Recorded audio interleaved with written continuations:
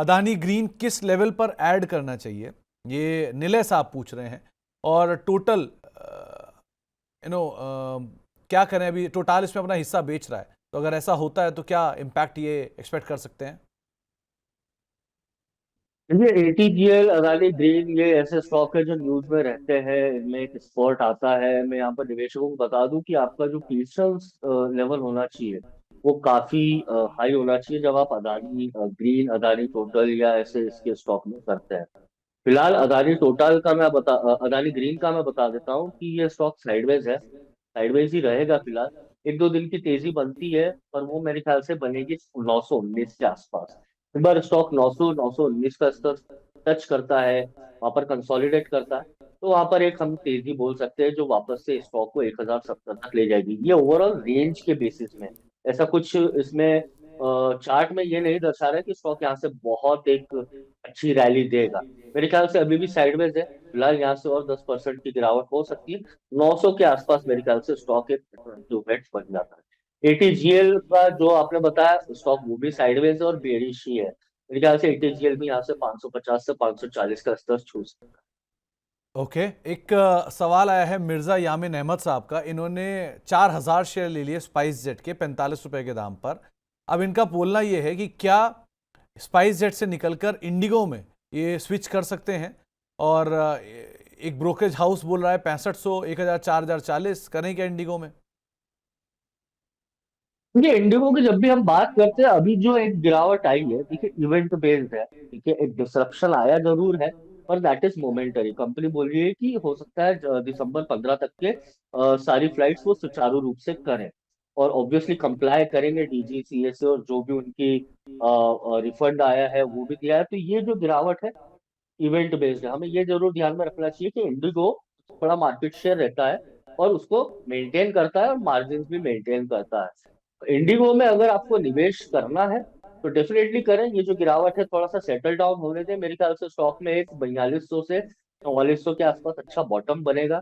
वहां पर स्टॉक एक बार कंसोलिडेट करेगा तो लॉन्ग टर्म के हिसाब से इंडिगो डेफिनेटली आप कर सकते हैं। स्पाइस जेट में जो फिलहाल तेजी आई है वो इसलिए भी आप बोल सकते हैं कि इंडिगो में एक इवेंट हुआ, इंडिगो की फ्लाइट में डिस्ट्रप्शन हुआ, और उस वजह से स्पाइस जेट परफॉर्म कर रहा है। पर ये स्पाइस जेट में तो तेजी मोमेंटरी रहेगी। मुझे लगता है कि स्पाइस जेट में अगर लंबी तेजी की उम्मीद आए तो वो 38.50 के ऊपर, 38.5 के ऊपर अगर निकलता है तो ही स्पाइस जेट में जो एक रेंज बनी है कंटिन्यू करेगी। हो सकता है फिर स्टॉक 65 तक भी जाए। तो आप स्पाइस जेट होल्ड करें। इंडिगो अगर आपको करना है निवेश तो मैंने आपको लेवल बता दी। स्पाइस जेट में मुझे लगता है 38.50, इसके ऊपर स्टॉक में तेजी 58 से 60 रुपए तक की बढ़ सकती है। तो एक राय इंडिगो और साथ साथ स्पाइस जेट दोनों को लेकर दी गई है। ब्रोकरेज हाउस के नोट नेगेटिव है। हालांकि कुछ देर पहले एक बयान भी आया है एविएशन मिनिस्टर की तरफ से। उनका कहना है कि इंडिया में वो कुछ और एयरलाइंस भी देखना चाहते हैं। इंडिगो का फिलहाल 65% मार्केट शेयर है, तो डोमिनेटिंग है, इसीलिए ज्यादा क्राइसिस आता हुआ दिखाई पड़ा। एथर इंडस्ट्रीज के शेयर हैं 910 रुपए के दाम पे, आराध्या दास साहब का। क्या करें इसमें? सर एनर्जी बोला आपने, है ना? एथर इंडस्ट्रीज, AETHER वाला, एथर इंडस्ट्रीज।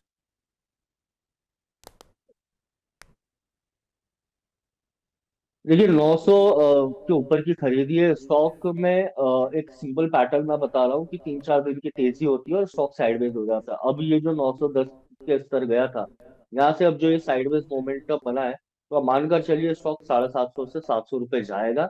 वहां पर थोड़ा कंसोलिडेट करेगा फिर आएगा। तो अगर आप होल्ड करना चाहते हैं, आपका नजरिया आने वाले 6 महीने से ज्यादा का है, तो डेफिनेटली होल्ड करें। मेरी एज ए शॉर्ट टर्म आपके लिए सलाह रहेगी ऑनेस्ट कि आप इसमें से निकले तो ज्यादा बेटर है। फिलहाल जो लॉस है वो काफी कम है, 822 823 का स्टॉक स्तर आ रहा है। यहाँ से मेरे ख्याल से और नीचे स्टॉक में एक 15% की गिरावट आ सकती है। एग्जिट की सलाह रहेगी तो आपके लिए मेरे ख्याल से कैपिटल भी थोड़ी बचेगी और दूसरी जगह आप निवेश भी कर पाएंगे। तो आपको एथर इंडस्ट्रीज को लेकर एक राय दी गई है, आप उसके हिसाब से रणनीति बनाइएगा अपनी। साथ ही साथ फिनोलेक्स इंडस्ट्री, सुनील गुप्ता जी के पास है, हरिद्वार से हैं ये। इनके पास फिनोलेक्स इंडस्ट्री है। अभी पूछ रहे हैं कि कोई स्टॉप लॉस या टारगेट आप बता सकते हैं क्या?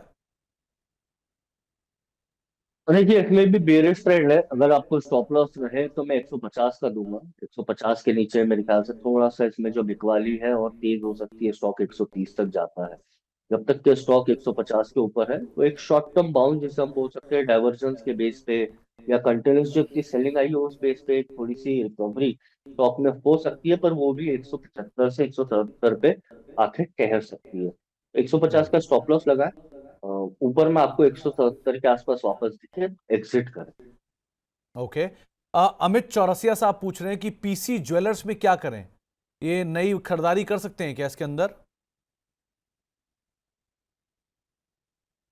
सस्ता है, पर मेरा मानना है कि पीसी ज्वेलर, अगर आपको एक रेंज दूं मैं, तो फिलहाल जो एक शॉर्ट टर्म इसमें अप ट्रेंड बना है वो रहेगा इसमें। मेरे ख्याल से ये स्टॉक 11.90 से लेके और 13.10 तक के जा सकता है। ये एक शॉर्ट टर्म टारगेट रहेगा। अगर आपको निवेश लॉन्ग टर्म करना है तो मेरे ख्याल से फिलहाल जो ओवरऑल ट्रेंड है वो उसका फिलहाल बेरिश साइडवेज बोल सकते हैं।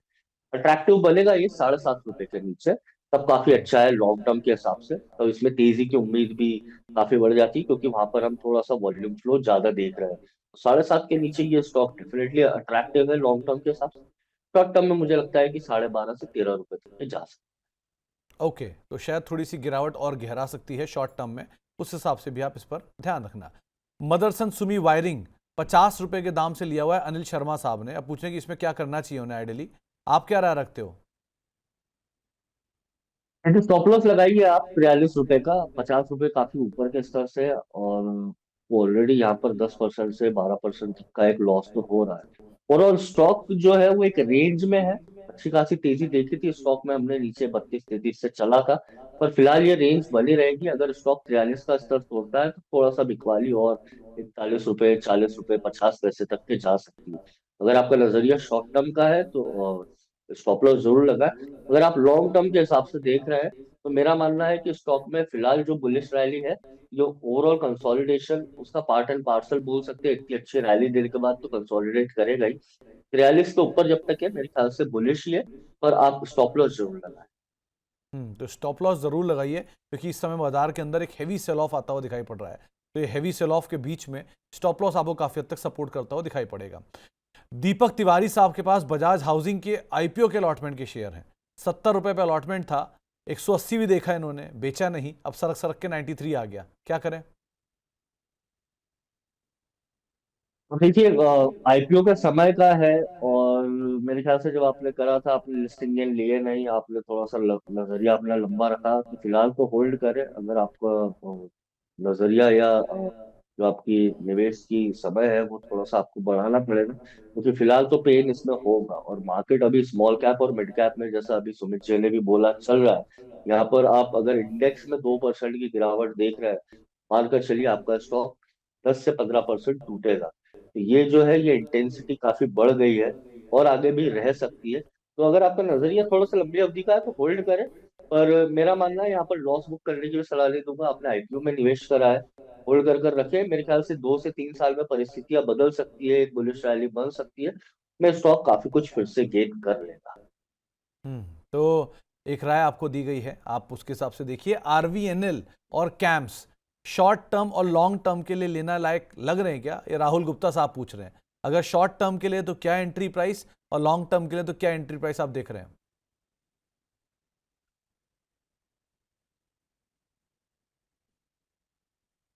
मैं आरबीएलएल का कैंप्स का बता देता हूँ। देखिए कैंप्स में जो गिरावट चल रही है फिलहाल, आप बोल सकते हैं कि थोड़ी सी इंटेंसिटी उसकी रह सकती है। स्टॉक में अच्छा एक 720 से ऊपर ना माने 830, ये एक रेंज है। अच्छी बात ये कि इसने फिलहाल इतनी गिरावट में भी रेंज मेंटेन कर रखी है।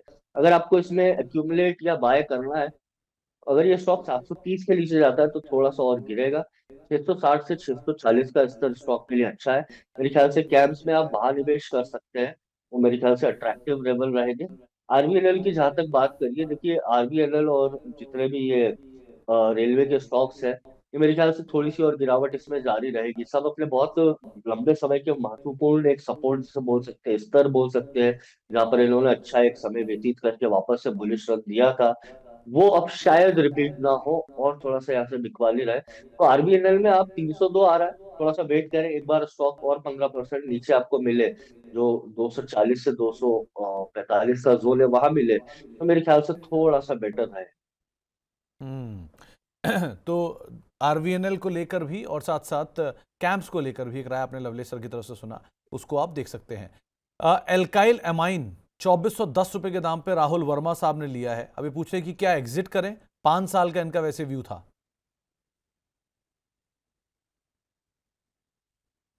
देखिए 5 साल का आपका व्यू है स्टॉक में, फिलहाल जो कंसोलिडेशन है जारी रह रहा है।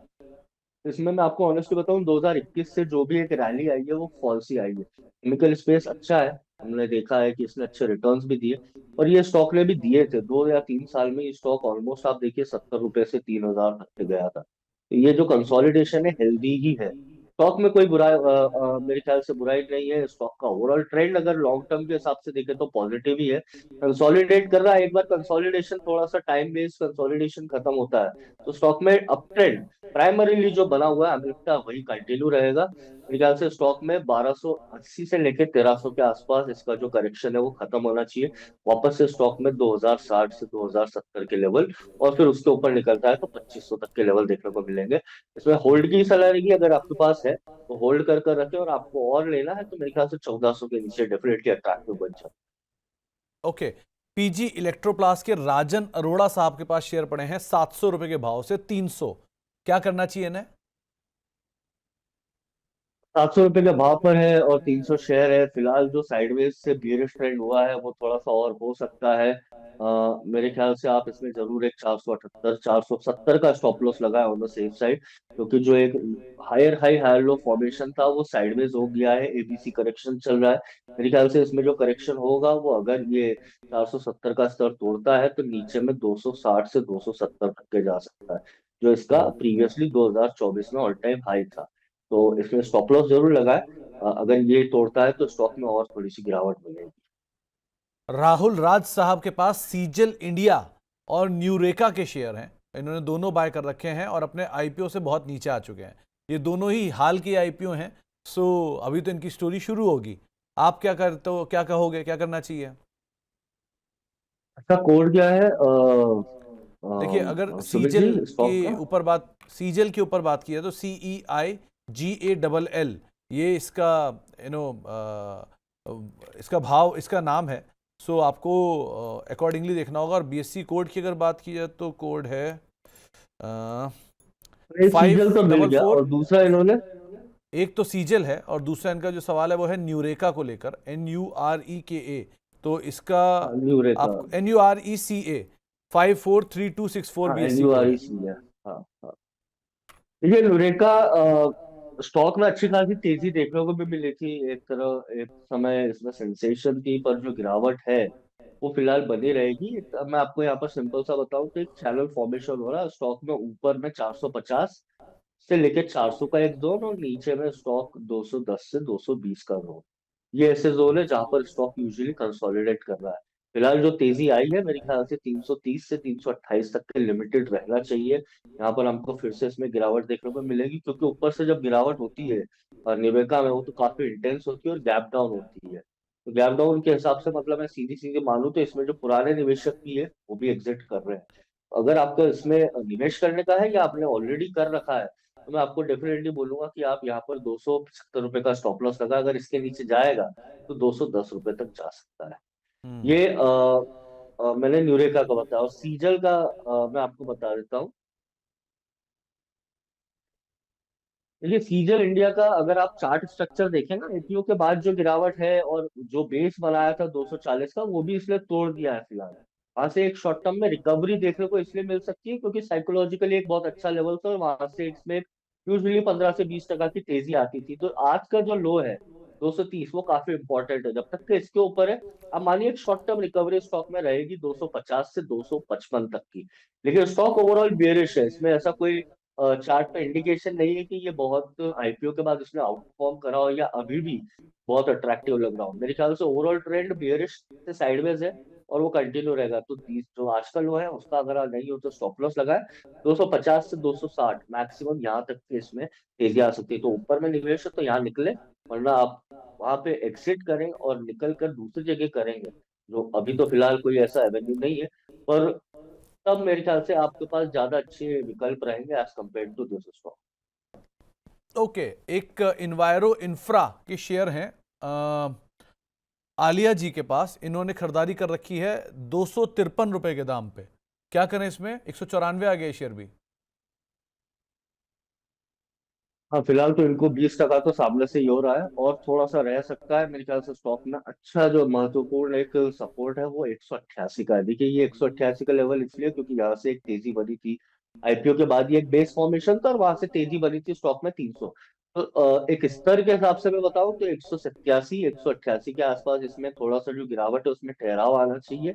वहां से एक शॉर्ट टर्म रिवर्सल 208 215 तक के देखने को मिल सकता है। On a down side, safer side में आपको 183 का स्टॉप लॉस जरूर दूंगा, क्योंकि अगर उसके नीचे निकलता है तो आईपीओ के स्टॉक्स, फिलहाल जो पैटर्न बन रहा है वो ये है कि आईपीओ स्टॉक्स ने जो अंडर परफॉर्म थे, जो गिरावट है, जैसे बजाज हुआ, दूसरे टाटा टेक हुए थे, और अभी अपने ये एनवायरो इंफ्रा और दूसरे स्टॉक्स देखे, तो ये जो अभी एक अपने महत्वपूर्ण सपोर्ट के पास पहुंचे, अगर स्मॉल कैप मिड कैप में इतनी गिरावट है तो आप मानकर चलिए इनमें और ज्यादा इंटेंस गिरावट है, क्योंकि ये तो फिलहाल फ्रेश न्यू लिस्टेड है। तो आप 178 का स्टॉप लॉस लगाए, 188 187 के आसपास से अगर शॉर्ट टर्म बाउंस में मिलता है तो वो आपको 208 210 के लेवल दिखाएगा। इंसोलेशन एनर्जी अंकित शर्मा साहब के पास है, और ये भी लगातार टूट रहा है, साल के नए लोस पर ही खड़ा हुआ है। क्या करना चाहिए?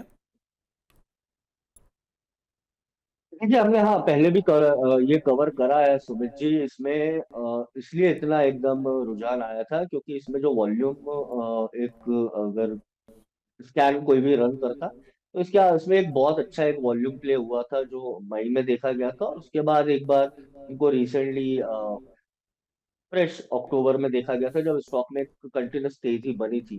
पर ओवरऑल जो ट्रेंड है, मैंने तब भी बोला था ये स्टॉक थोड़ा सा बेरिश ही है, ये हमको और दूसरा मौका देगा नीचे के स्तर तक की। ओवरऑल जो तेजी बनी थी स्टॉक में 12 रुपए से 550 तक के स्तर जो छुए थे, इसलिए ये थोड़ा सा रेडार में था। अभी इसमें गिरावट बनी रहेगी मेरे ख्याल से 105 से 110, ये फिलहाल ऐसे लेवल से जहां पर स्टॉक को टेस्ट करना चाहिए। अगर वो तोड़ता भी है तो फिर 73 से 75। तो ये थोड़ा सा हम बोलते हैं ना कि गिरता हुआ चाकू पकड़ना वाला स्टॉक है। अभी मैं इसमें फ्रेश निवेश की सलाह नहीं दूंगा, मेरे ख्याल से और नीचे के स्तर 15-20% की गिरावट देखने को मिलेगी इसमें। तो अगर नहीं हो तो आप स्टॉप लॉस तो जरूर लगाएं 113 का, और नहीं तो आप थोड़ी सी भी तेजी हो तो एग्जिट करें तो ज्यादा बेटर है, क्योंकि अभी फिलहाल गिरावट रहेगी इसमें। तभी थोड़ी गिरावट तो रहेगी, लेकिन हाँ, स्टॉप लॉस 113 का आप यहाँ पे मेंटेन करके चल सकते हैं। एक वारी एनर्जी, इनफैक्ट ये पूरे एनर्जी ग्रुप में ही बिकवा लिए। केपीएल साल के लो पर है, इंसोलेशन साल के लो पर है, वारी एनर्जी साल के लो पर है। तो वारी एनर्जी में क्या किया जाए, इनका सवाल है आहिल खान साहब का। नई खरीदारी करने की इच्छा रख रहे हैं। और दूसरा आईजीआई लिमिटेड, क्या इन दोनों में खरीदारी करनी चाहिए?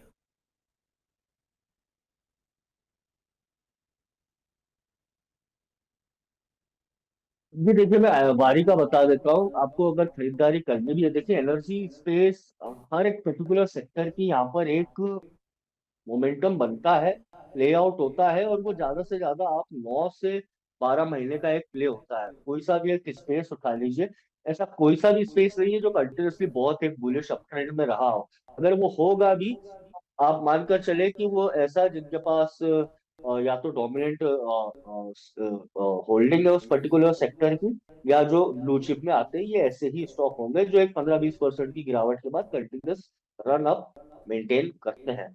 एनर्जी स्पेस हुआ, रेलवे स्पेस हुआ, या फिर आप एआई और आईटी स्पेस हुआ, इनमें एक जो रैली बनती है वो 9 से 12 महीने की रहती है, उसके बाद एक लंबा कंसोलिडेशन होता है जो प्रोबेबली सेक्टर के लिए अच्छा रहेगा। अभी एनर्जी स्पेस उसी में से गुजर रहा है। और वारी एनर्जी जब लिस्ट हुआ था, अच्छा गेन हुआ था, स्टॉक ने ऑल टाइम हाई टेस्ट करने की कोशिश करी थी, फिलहाल 2850 के स्तर पर आ रहा है। मेरा मानना यह है कि यहाँ से 10% तो और गिरना चाहिए, 2550 2500 का लेवल है, वहां पर थोड़ा सा ये अट्रैक्टिव बन जाता है, क्योंकि ओवरऑल इसके मूव का 50 to 60% आप बोल सकते हैं रिट्रेसमेंट है। अगर आपको निवेश करना है, आज तो हमको एक संकेत मिला है कि मार्केट में थोड़ा सा बेरिशनेस आएगी, तो आप वेट करिए 10% और इसमें गिरावट आए, तब इसमें मेरे ख्याल से आप निवेश करें 2500 के आसपास, तो ज्यादा बेटर रहेगा।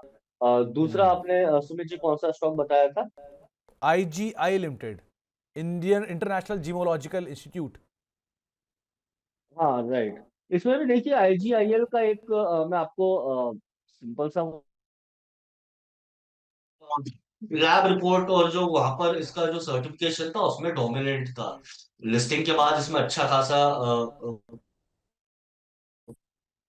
मेरे ख्याल से अब जो उस समय जो निवेश हुआ होगा अब तक तो काफी कुछ निकल चुके होंगे। इतना लंबा मेरे ख्याल से इंस्टीट्यूशनल प्ले, और वो भी स्टॉक जो अब साइडवेज से बेरिश है और अपने सबसे निचले स्तर 293 की तरफ जा रहा है, वहां पर इसमें कोई इतना स्मार्ट मनी अभी भी स्टॉक हो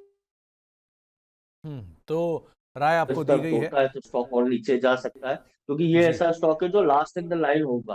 फिलहाल अगर मार्केट में बुलिश रैली बनती भी है तो ये लास्ट इन द लाइन होगा, या सबसे इम्पोर्टेंट स्टॉक्स के बाद ये एक ऑप्शन बचेगा। तो इसमें एकदम इतनी तेजी भी नहीं आएगी, तो आप 290 का स्टॉप लॉस लगाए, वो तोड़ेगा तो और इसमें बेरिशनेस रहेगी। ओके। एक आईसीआईसीआई बैंक राहुल वर्मा साहब ने खरीद रखा है 410 रुपए के दाम पर।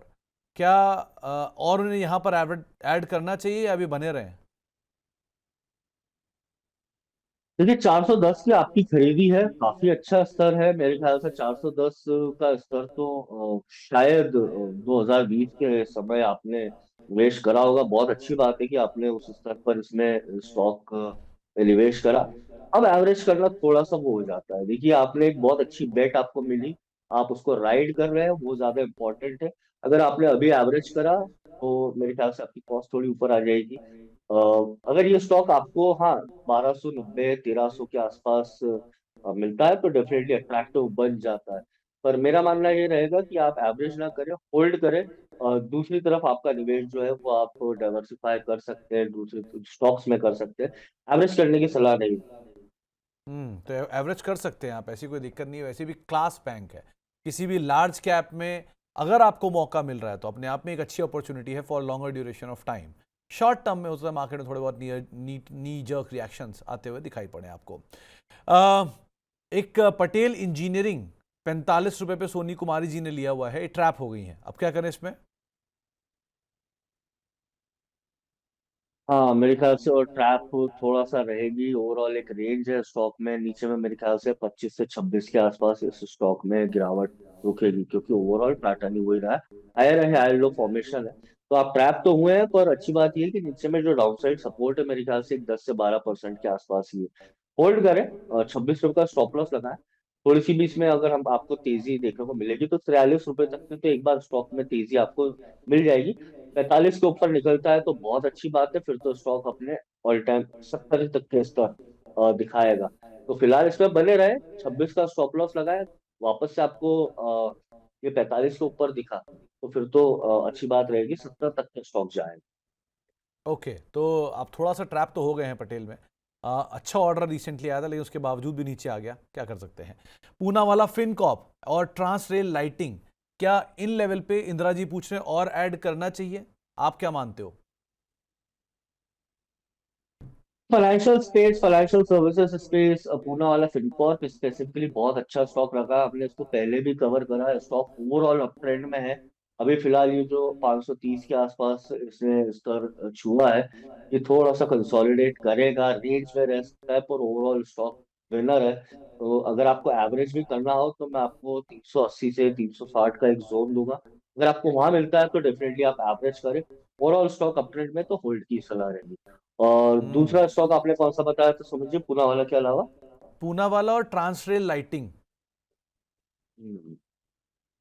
ये ट्रांसलेट राइटिंग हमने पहले भी आपके शो के माध्यम से कवर करा है। स्टॉक में अच्छी तेजी आई थी, आईपीओ के बाद जो गिरावट बनी, एकदम से तेजी आई, वो फिलहाल फेड आउट हो रही है। स्टॉक अब साइडवेज रहेगा, तो इसमें कोई एक लंबी तेजी तो मैं नहीं मानता।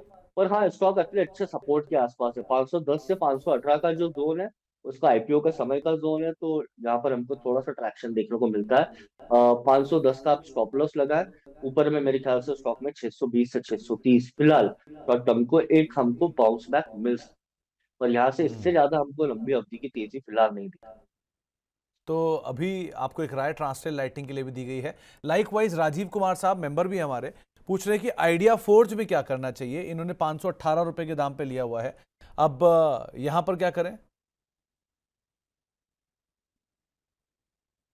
ये 518 की इनकी खरीद है। स्टॉक अगर 420 की 421 के नीचे निकलता है तो अपने जो 317 के निम्न स्तर है वहां तक जा सकता है। स्टॉक में एक जो रिकवरी आई थी, वी शेप रिकवरी बनी थी, हमको ऐसा लगा भी था तब कि शायद स्टॉक अप ट्रेंड में आ जाए, पर फिलहाल तो वो नहीं दिख रहा है। स्टॉक साइडवेज से बेरिश मोमेंटम में ही है। तो आप एक 406 का स्टॉप लॉस लगाए, होल्ड करें, इसके नीचे जाता है तो एग्जिट की सलाह रहेगी। तो आपको एक आइडिया फोर्स के लिए स्टॉप लॉस बताया गया, आप उसको फॉलो कर सकते हैं और उसके हिसाब से अपनी रणनीति बना सकते हैं।